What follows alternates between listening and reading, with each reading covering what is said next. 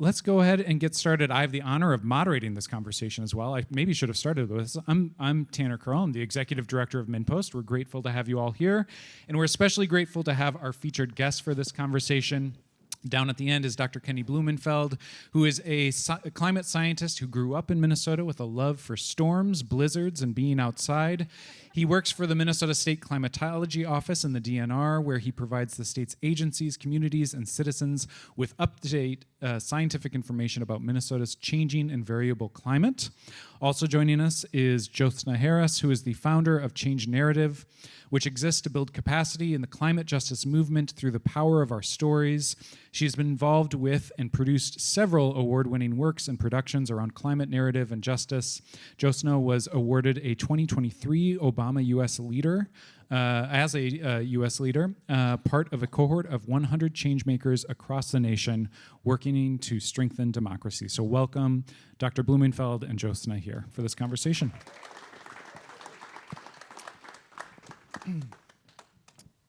So we're going to start, so I'll a little behind the scenes of this session. Earlier drafts and approaches to this session, the title involved the word dread. It involved the word horror. And that comes out of conversations with people, this feeling of this huge challenge and some pessimism. So as we start the conversation, we're going to start just acknowledging that pessimism and that pessimistic feeling a little bit. And, you know, Kenny, I know we had a chance to talk about this earlier. I was wondering, I'm hoping that you can share with the audience some of your feelings of pessimism around this. You work in this day in, day out. What does that feel like to you? Hi, everybody. So I honestly, one of the reasons that I was so interested in this is because I don't have, well, I do have pessimism, but it's probably not the sort that is becoming really common. I've got a lot of pessimism about, I mean, anyone who's been paying attention to that climate change and our attempts to address it and do something about it has probably seen a big idea come, a big idea fizzle, another big idea comes, another big idea fizzles. We have not made much progress at all, and the issue has only gotten more complex. So I am actually quite pessimistic in that way, that humanity is going to get its act together and do something. I have many sources of optimism that I think we can kind of touch on today, but I also would say that I love the weather and I love the climate, and I feel honored. They're like friends of mine, and so I feel honored to be able to work with them and to help people understand them. They're actually more like family members, and so I feel very lucky. And you know, there's a nerd part of this where I get to analyze data and explain the results of those analyses to people. And then there's also this sort of deeper connection that I've kind of had since I was a kid. So the pessimism is really one particular level of, you know, are we functionally moving in the right direction? And we're not. We've got tiny little wins in there, but we're not. And so I've been pessimistic about that. Now we have a little surprise for everyone. This is going to be an interactive session, and the doors are already closed, so you can't leave. But we're going to start the interactive part by just taking a little informal poll here in the room, and kind of curious, as people come into this room, do you feel pessimistic? And if you do, would you raise your hand? Okay. All right. Do you feel optimistic about the climate future? Cautionary. Yeah, sure. Okay, all right. And somewhere in between. Jothsna, will you tell us a little bit about feelings of pessimism and that spectrum and what that looks like? Yeah, I think my answer changes depending on the day. But I think that is reflective of most of us because climate change is now part of the human experience. And so there's a whole spectrum of emotions that we feel. You know, it's not as simple as, are you a pessimist or an optimist? Because there are so many more emotions: anger, grief, shame, disappointment. But then there's also joy when things go right. There's compassion and optimism, there's hope, there's resolve, agency. And I've learned through my work that as humans, we have the capacity to hold both the grief, acknowledging that climate change is real and things aren't always going very well at all, but also the gratitude because we're still here and we can do something about it. So now comes the next part of this interactive feature. You're going to lead us through, and we'll talk a little bit about how your work and how you approach it, but we're going to actually experience it first. And so you're going to lead us through a little activity, and I hope you all participate. And we'll do that as we acknowledge the sort of preponderance of pessimism as we come into the room. So. Yes, so part of this activity that we'll engage in is challenging the idea that the person who's at the front of the room, the people with the microphone, are the experts with all of the knowledge to impart on the rest of us. But we are all experts in our own lived experiences. We all have something to learn and something to contribute to this conversation. So on that note, we are going to make this a two-way conversation and an opportunity for you to be part of what is happening. There are not a lot of spaces that we have to collectively name, acknowledge, and process our climate emotions. But it is incredibly important because not only do we need to realize that we are not alone, we need to normalize that we are experiencing this and it feels all sorts of ways.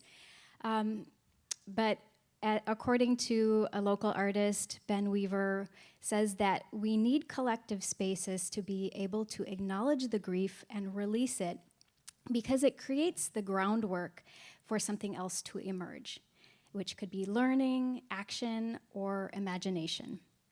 And we're going to be talking a little bit about the role of imagination because before we can build a better future, first we have to imagine ourselves there. And so today our invitation is into a meditation about imagining a more vibrant and bright future.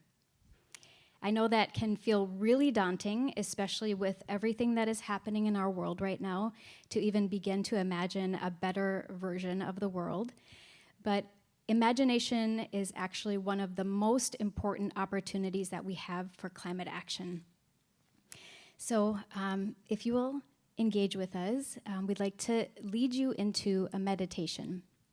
But first, I would like to read to you a personal reflection that I wrote earlier this month to help set the stage for our meditation.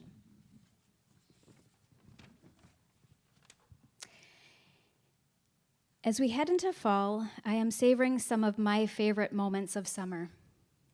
In July, I had the opportunity to facilitate a program for climate professionals experiencing burnout through a 5-day rafting journey on the scenic and wild Rogue River in Oregon. We called it the River of Nourishment. There was no Wi-Fi. The only connection with the outside world through satellite radio for emergencies. As a small group, we camped, navigated Class 3 and 4 rapids, saw eagles, tasted sun-warmed berries along the shore, shared our climate stories, and sang songs. It was just us in the aliveness of nature. We jumped off rocks into the water in the heat of the day and watched the stars in the cool of the night. In the slow moments, I noticed things I would not have noticed, like the pattern of trees on the ridges, the churning of the water, a butterfly which landed on our raft and stayed a while, allowing me to witness the pattern in her wings, and how the sunlight cast itself across the valley. And there were so many river metaphors to find. When to paddle forward together, and when to pause and let the currents do the work. I felt childlike play, exhilaration, and delight. Words that I don't often use anymore to describe how I feel. But the most beautiful aspect was that many of us were strangers at the beginning of this trip. But through the challenge and joy of navigating the waters, we grew close and built trusted bonds and relationships. Something about the water helped crack open the emotions that many of us had been holding. As we neared the end of our trip, we saw a thick haze on the horizon and smelled smoke from nearby wildfires, reminders of our climate reality. Someone turned to me and said, "I feel as though we are collecting friends to go into the Anthropocene with. That when things fall apart, we might know who to call." It reminded me of the importance of relationships, helping each other, and also to look for the many gifts here in the present moment to take forward as we create the future. I am still holding on to the river of nourishment on the banks of the Rogue. We were each asked to release something, an anxiety, bad habit, negative mind frame, and to pick up something that we felt the river had shown us, a new perspective, refreshment, a teaching, a devotion, or new questions. Questions that I am walking away with that I want to share with you. I'd like to ask you, when was the last time you felt childlike play, exhilaration, and delight? Maybe it has been a long while too. And I also wanted to ask you, has anyone asked you about the bright and vibrant future that you imagine? Not the one that's possible, but the one that is necessary. And so with that, I would like to invite you into a meditation. But to set the stage for this meditation, I'd like you to imagine that everything that you've been working for, everything that you've been hoping for, has come true. 2 years from now, imagine that all of the climate initiatives, the campaigns, all of the efforts that you've been putting forth have also been victorious. What are you seeing? So with that, I'd like to invite you to close your eyes, if you're not already, and to place both of your feet firmly on the ground. Inviting a deep breath in through the nose, allowing this breath to release out. One more time, just breathing in and letting this breath release out. Notice your body resting against the seat that you are on or the ground beneath your feet, supporting you. Begin to call into mind a vibrant and bright future that you want to see. Take a moment to imagine it and move through it in your mind. Whether it is 5 years from now or 50 years from now, you get to decide. What do you see? What does the natural landscape look like? Guide your attention now to the body. What senses do you feel on your skin? What are the sounds around you? Is there a fragrance in the air or a taste on your tongue?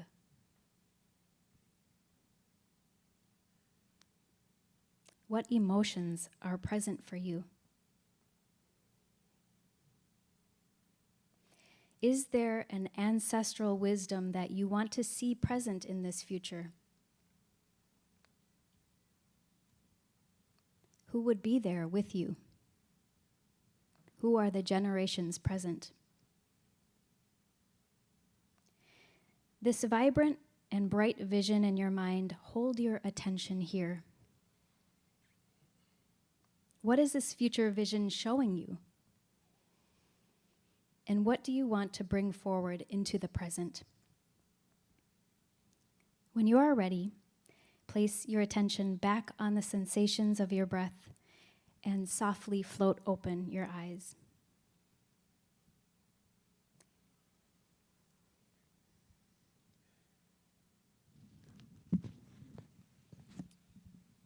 I can see that some of you want to stay a little longer.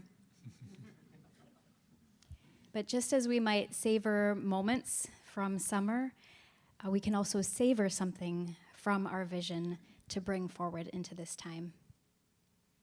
So with that, we would like to invite you, actually challenge you to lean a little bit outside of your comfort zone, because in just a moment, we're going to invite you to share something from your vision with somebody who's sitting near you. So we invite you to turn to somebody who is nearby, ideally somebody that you don't know as well, to introduce yourself and to share what you would like to savor from your vision of the future. So with that, go ahead. We'll keep time from the front and call you back.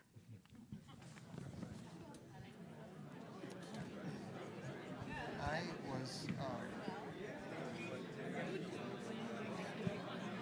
so I'm not talking about trends anymore.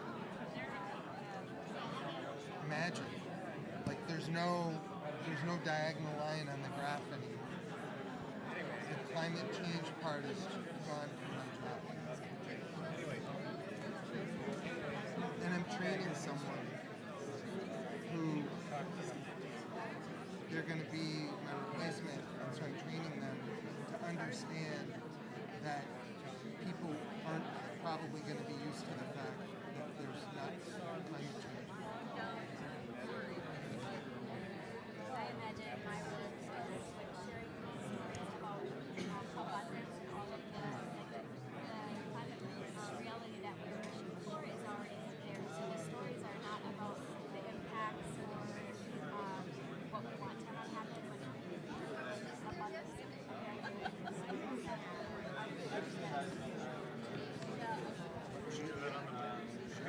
Right? How about you? Do you have any good ones? Yeah, right.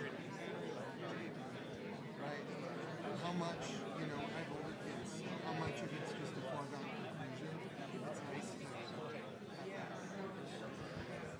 I hate to interrupt, but we'll pull your attention back to the conversation up here. Thank you so much for sharing with each other and doing the thing most Minnesotans are most afraid of, which is talking to potentially a stranger. Ooh, they're really going. Yeah. I'm going to have to channel my teacher voice, I guess. If you can hear my voice, clap once. If you can hear my voice, clap twice. Clap 3 times. I could keep going. This is kind of fun.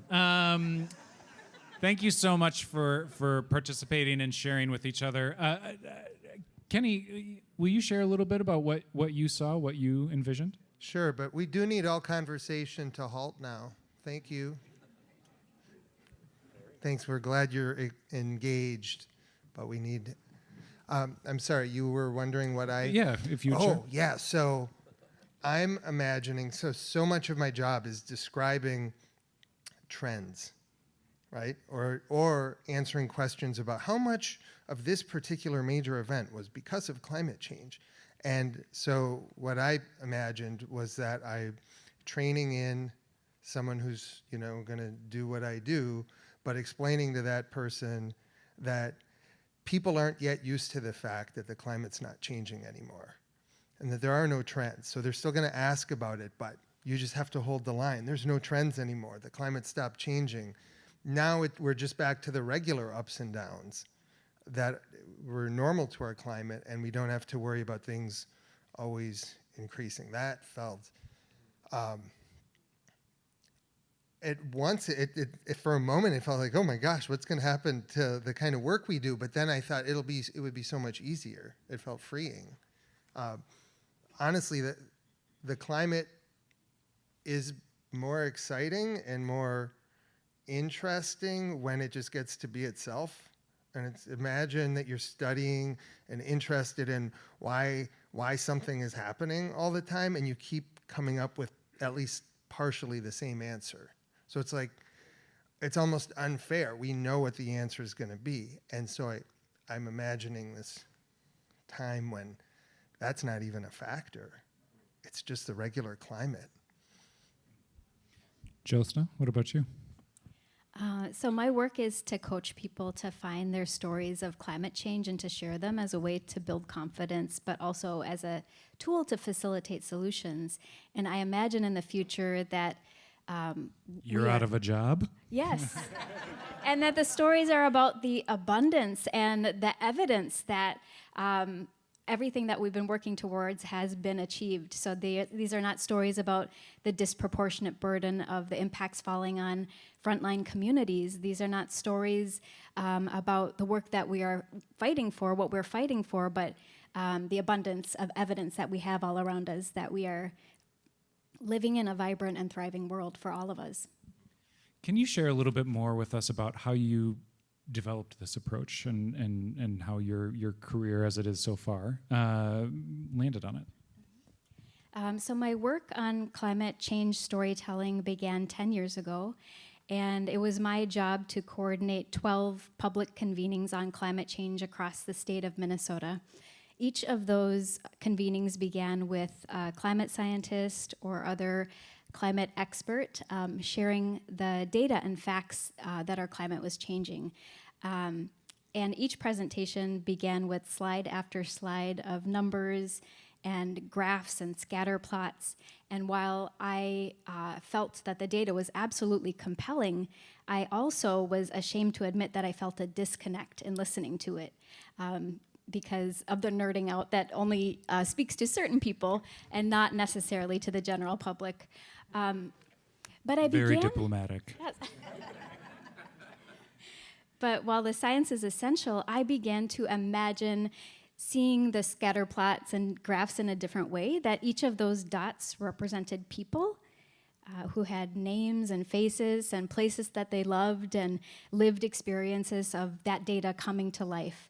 And it changed everything for me in the way I was able to relate to that data and make it real. And I was not alone, it turns out, because research tells us that information alone is not enough to move us to change our behaviors. We also need to make it relevant to our lives.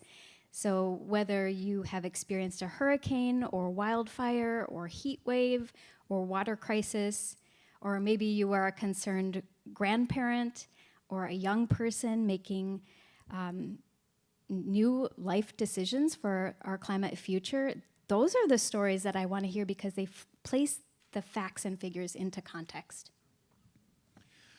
I'm curious to, Kenny, can you speak a little bit, these feelings of dread and pessimism that presupposes that people even believe that human-caused climate change is real. And surveys show that that is certainly not the vast majority, much less even than having political will for large-scale policy change and so forth. In your work, I'm curious to hear how you think about that challenge, and then as a scientist, how you think about the feelings part of this as well. Thanks. I think your question feeds into some of the functional skepticism or pessimism that I have, that we will figure everything out. Because, ultimately a person's immediate experience is going to be the most important. So if they're having a hard time affording their next meal or keeping a roof over their head, those are issues that come first. And frequently, research shows that climate ranks at the bottom of the top 10 in people's priorities. And I understand that, and I think,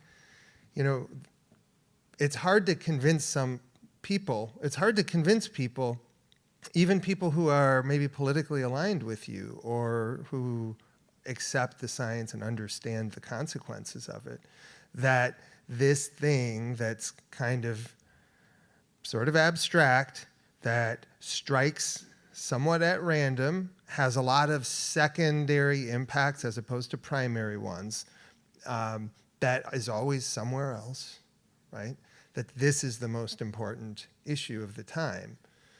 And so I guess in terms of how I approach it myself, well, of course, it's what I do. So it is the most important thing in my life, other than my family and those immediately around me. But I try and approach it understanding that, Minnesota is more diverse than most people recognize in terms of the population, in terms of the awareness of what's going on, and in terms of opinions. I mean, I met someone just the other day in St. Paul who I would say is not sort of in the kind of mainstream, not necessarily a represented demographic, and she really didn't know that the climate is changing, that it's here, and that it affects us, and here's how. It was just a far away kind of abstract notion. So I do try and approach it with that understanding that people value the information differently, and they also perceive it and have access to it differentially across the land and across the population. And then Jothsna, for you, I mean, thinking about policy change, building political will, do you see your work, or how do you see your work connecting to that part of this movement and transformation? I think stories is sort of a simple way to say that these are our critical testimonies. They can be used in the legislature. This, in combination with the data, is very important to be able to push for policy change and build public will. But something that Kenny actually said in the lead up to today has really stuck with me, which is the climate is not political. And I'm wondering if we could make a little space for Kenny to share more. You're on the spot, Kenny. Okay. Don't have any choice now. Thanks, Jothsna. You're an expert at the front of the room. I appreciate it. Yeah, it's amazing that the climate has become political, and it's not surprising that it's become political. But if you think about it, it is definitely a non-political entity. I mean, the climate is there, and it reacts to things that we do, and it doesn't care. It has no opinion about what you think or what you believe. It's, I do actually have sort of a sense that there's a bigger interconnectedness to it, and that might include consciousness, but that's not what I do professionally. And so as an entity, it is apolitical.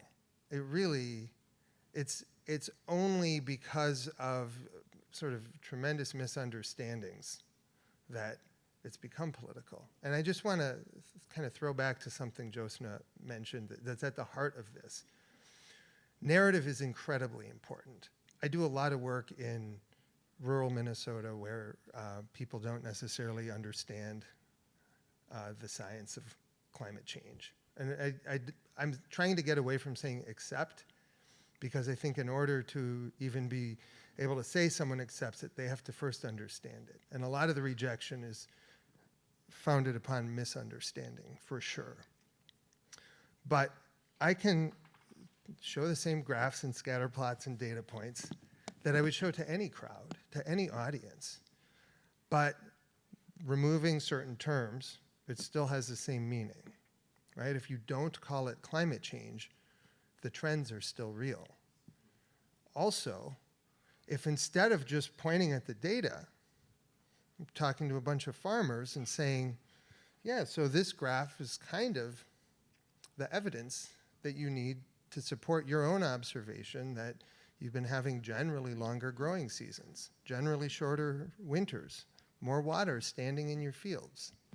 We have, and once it's on their terms, and it actually is consistent with the narratives that they have, they start nodding along.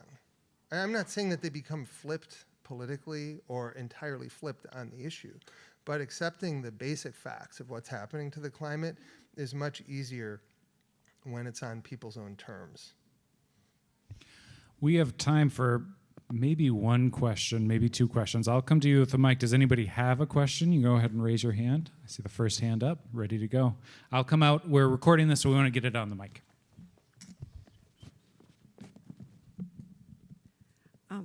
Dr. Kenny, do you talk to farmers about regenerative agriculture, and is that something that could be done more in Minnesota? I don't talk to them about regenerative agriculture because I'm not a plant scientist or an agronomist so I don't have even the standing to discuss their work with them. That's also kind of the power of what I do is I know one thing, I can talk about the weather and the climate, and then I let the experts in the room in their own areas figure some of that out. But a lot of times I'm paired with people who are experts in regenerative agriculture and more sustainable agricultural practices. I just don't have standing to inform farmers about that. Time for maybe one more right over here. I think one of the issues about people or difficulties for people accepting climate change is that it seems so much bigger than any of us, that there's nothing an individual can do that will help fix the problem. I heard an interesting presentation on public radio, I don't know, about a year ago or 10 months ago. And the last question was, what is the one thing an individual can do that would make the biggest contribution to reducing greenhouse gases or whatever? And the answer was don't eat beef, which I really embraced that because it was something that I could imagine doing. In fact, I've done. But, you know, it was something really tangible that an individual could do. Now, is the amount of methane from the cow I don't eat that great? No. But I just think we need to somehow figure out a way to make it more individually scaled. Any thoughts on that? So what we're talking about today, or what we've talked a lot about, is the combination of science and story. But that is the recipe to spark and sustain our action. It's the setup for the experts who are leading very tangible local solutions to do what they do. And so while we're not necessarily talking about individual specific and tangible types of solutions, I would say that this conversation and your work on imagination hopefully sets the groundwork for that work to happen, not only on the individual level, but then to talk about what you're doing with other people like you are in this room, and for other people to see it and join you and be part of collective types of action, which we know is really what is needed now. Nobody envisioned eating a hamburger 2 years from now. Yeah, Kenny, why don't you finish us up, and then I'll have a few announcements. Just kind of adding to that too, there's a distinction, right? This panel isn't actually about solving climate change, and we can't do that. The three of us up here, we can't do that. But what Jothsna's talking about, what she's engaged in doing, and what I've been able to glimpse through association with her and just through my own journey too, is that in the face of hardships, in the face of difficulty, we actually, if you have community and if you have purpose and if you have meaning, then you are more resilient to the things that come than if you are just sort of alone in the struggle and purposeless in that struggle. And so the real value isn't that we're figuring out how to tell everyone to eat less beef. The real value is that you can imagine a future. You can hold on to that imagination. You can harvest the joy from it. You can share it with people. You can find meaning and purpose in your experiences. And then, irrespective of the outcome, you were stronger for it. So I think that's a good note to end on. I have a few announcements, but first, join me in thanking Kenny and Jothsna for this conversation.